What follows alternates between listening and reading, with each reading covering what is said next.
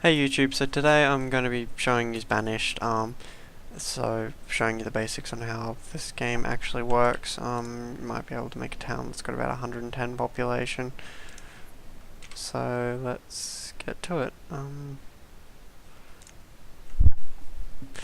Okay, you get to choose you can choose a map seed, you can name whatever the hell you want. You can go from small, medium, large on a map size to choosing the climate to being mild to fairly harsh.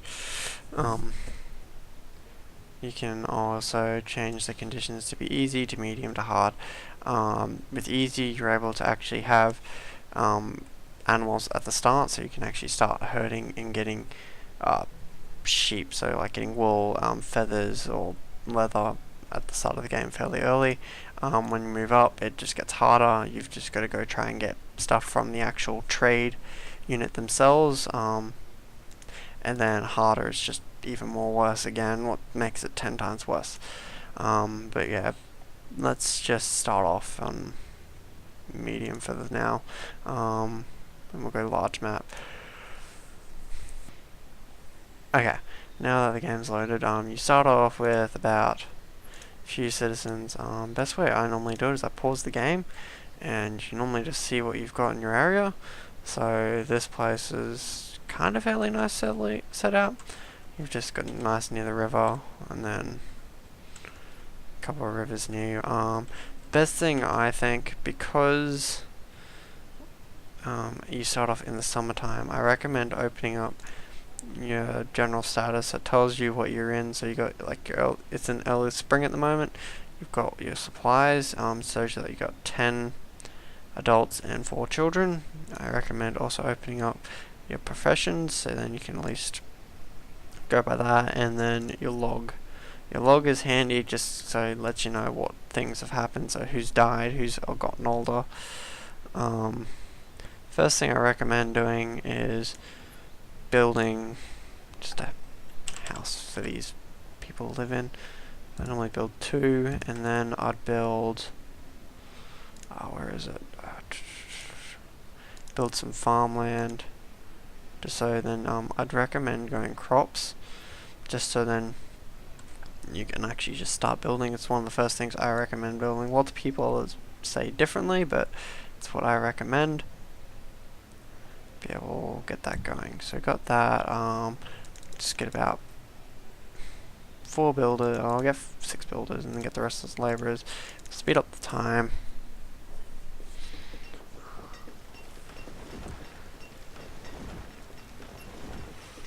I'll pause that, and then we normally add an extra storage unit, because that one seems to always get very full. Get another stockpile there, and then we'll add an extra storage barn, where I should have measured out to be a bit more better, but that didn't work. I'll just put it there. So we got a farm coming along. We'll need some farmers in a minute. But they normally have seeds on them at the start of the game. Hopefully we've got something decent.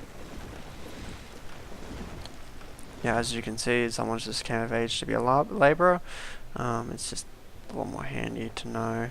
It's cool. Now I've got this, I can choose what I want. So this one gave me peppers and cabbage. I'd recommend going cabbage just because it can make people more healthy. Some reason it actually goes off by food and what they eat. If you give them peppers, they don't seem to give them that bit of a health rating for some reason. Give it 3 should be enough for now. And then what you need to do, one thing I don't like to build is fishing docks, just for the fact of they bring in the least amount of food out of everything that I've ever used, and they seem to just not work.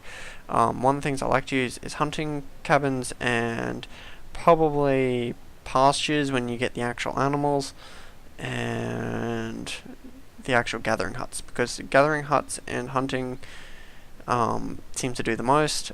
When you first start off, I recommend just going with the crop field till it goes to autumn, and then after you finish gathering all that, send all the workers to the hunting cabin, so then they can just work through the winter time, and then just repeat until you get enough characters.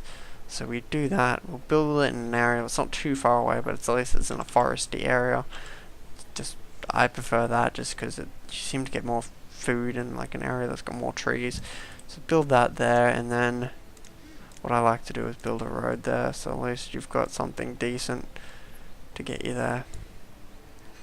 And then it chucks a hissy fit on why you can't build a road there. There we go.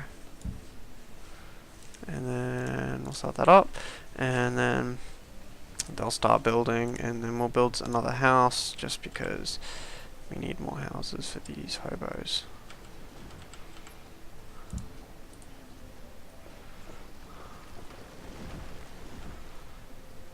I kind of underestimated on how many houses I needed. That should be enough. But they should be they're yielding, so they'll just do it. You can change the limit on how much your food gets. When it's at default to the start of the game, it's 5,000. Well, it's fine. When you get further into the game, you can get up to like 20,000 to over like 30,000 is the most I've ever had. Yeah, you've just got to be mindful on what you do. And yeah, as you can see, that one got fairly full nearly. And then I've just got an extra storage barn there, what's really handy to have. I just prefer having two because the other one seems to get full fast later on in the game. Just like to have it early game, just in case. Now, because you have houses, the houses allow you to have, they normally put 2 people in there, so like these 2 young people are going to have sex and give me babies. And then now I've got a hunting cabin. I can throw in apparently 3 people there. I can throw on 2 at the moment just because I got the people. Another thing I'll throw down there would be a, where is it? Gathering hut, just because it's good for food. And now that I've got this is what I recommend doing early game. This is very basic, this is very easy to do.